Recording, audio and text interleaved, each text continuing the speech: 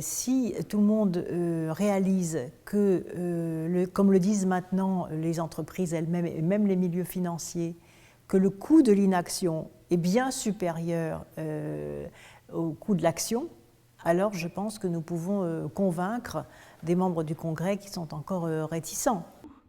Alors que certaines entreprises disposent de cette technologie. Alors, on est en train de rattraper ce retard, puisque ça y est, nous venons d'aller, bien évidemment, le coût doit être prélevé. C'est l'argument qu'utilise Barack Obama. Ce n'est pas seulement un argument, c'est aussi une réalité, à savoir que la question climatique est aujourd'hui au cœur de la question de la sécurité. Il y a eu aussi des destructions de la nature, des équilibres naturels. Aujourd'hui, le nombre de réfugiés climatiques, c'est-à-dire les millions de personnes qui se déplacent à l'échelle de la planète pour trouver des conditions de survie meilleures, ce nombre est désormais supérieur aux migrations dues aux guerres ou dues aux conflits. Donc ça veut dire que la sécurité du globe est également menacée par le dérèglement climatique.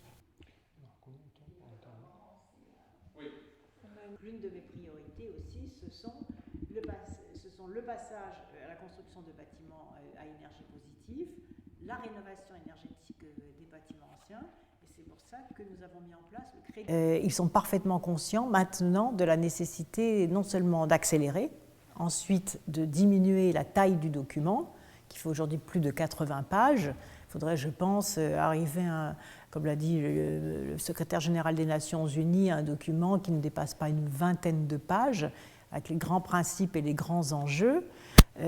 Ensuite, qu'à Bonn, il soit bien acté le fait qu'il y a non seulement cet accord contraignant, il y a aussi l'accord sur les financements, sur lesquels il faut maintenant déboucher rapidement.